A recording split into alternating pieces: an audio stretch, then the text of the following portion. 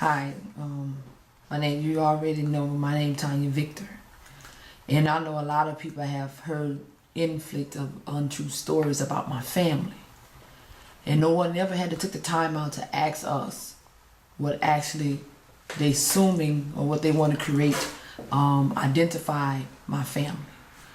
Like I am a righteous woman, and I have a righteous husband as well as my sons, 13 boys that lived in the same household with righteous values and with teaching to be men of their own character, their own ideas, to be Lord of themselves. Black men is making a big problem with so other people, and they'll have the opportunity to be men and to do for themselves.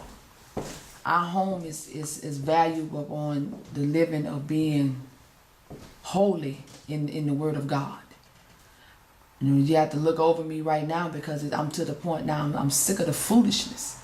I'm sick of the lying. I'm sick of people just trying to create and trying to reinvent who they feel is my family supposed to be.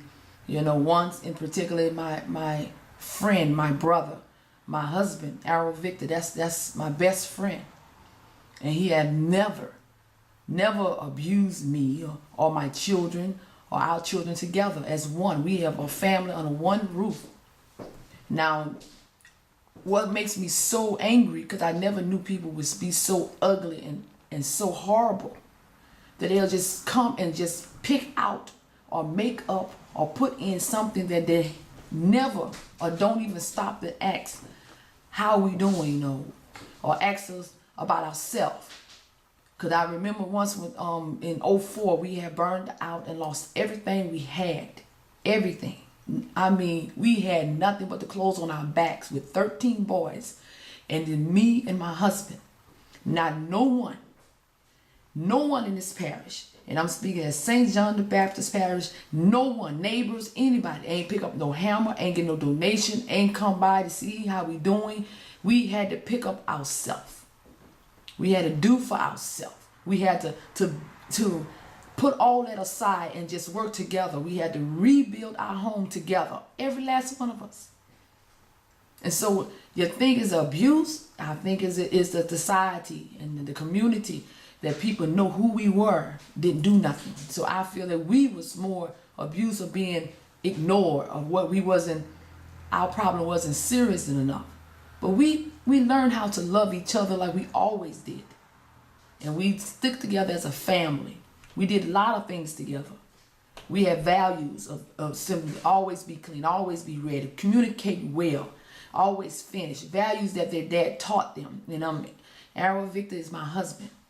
And I refuse to say anybody to sit there and make him look like he's a monster or abuser or this phony man. He's a man that a lot of people need to take notes from as being a man.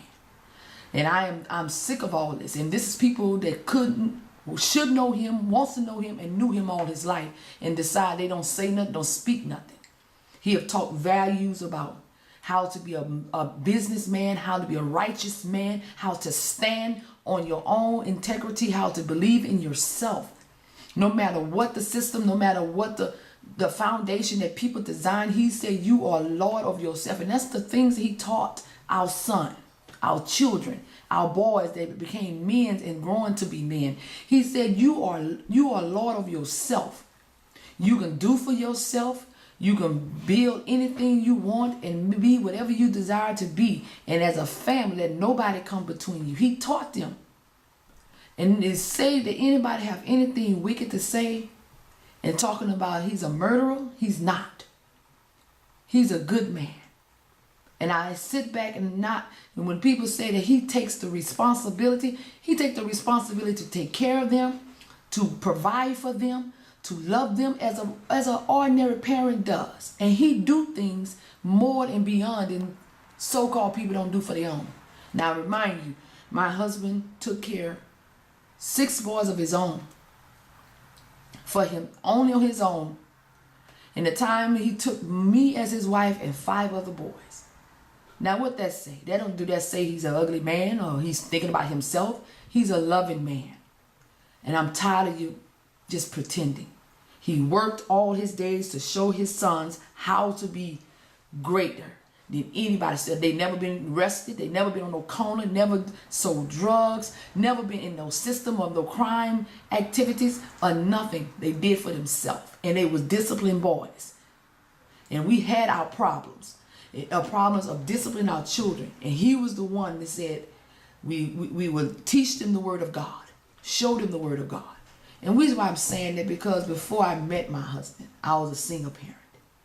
Had 5 boys, and it was hard. They wasn't following rules. They wasn't following directions. I had a hard time. Ain't nobody come and help me. Didn't give me no answers. They even did things to me that calling 911 for certain crazy stuff. This is acting up in school. And I had nobody to help me. No one. But God blessed me with a husband that took me and my children in and sat down and them to tell them they are kings. That you have the opportunity. He said, I'm not going to allow the system or the people in this so-called world to take these boys and make them out of slaves or the products or using them for their own selfish way. He said, I want especially black boys and become to be black men. He saw them as doing for themselves. He helped them with educating them. He helped them to have confidence in themselves. Even during the trials that they put us through with not wanting to listen. Little stuff. Ask for what you want. Anything he did, he gave it to them. Anything he did from his heart, from his soul. When they called him dad, he took that personally. So my husband never was, and he never will be. And I refuse to anybody to put him in that category as a murderer, as a monster, and saying ugly things about him, don't know him. So let me let you know that nobody never stopped and asked anything would happen in our life on that day. It was our tragedy. Now I don't want with my own son. I chastised my own son, something that no one never knew. He never knew. And I'm telling you, he wasn't even home when I did that. Nobody asked. And I can't allow them to try to put my husband in jail for murder or something he's not. Put my son, 21 years old, never done it in his life. He would get this shirt off his back. All of this make happiness for somebody else. My son never done nothing. No criminal records at all. And I'm telling you, I'm not a murderer. I'm not a murderer.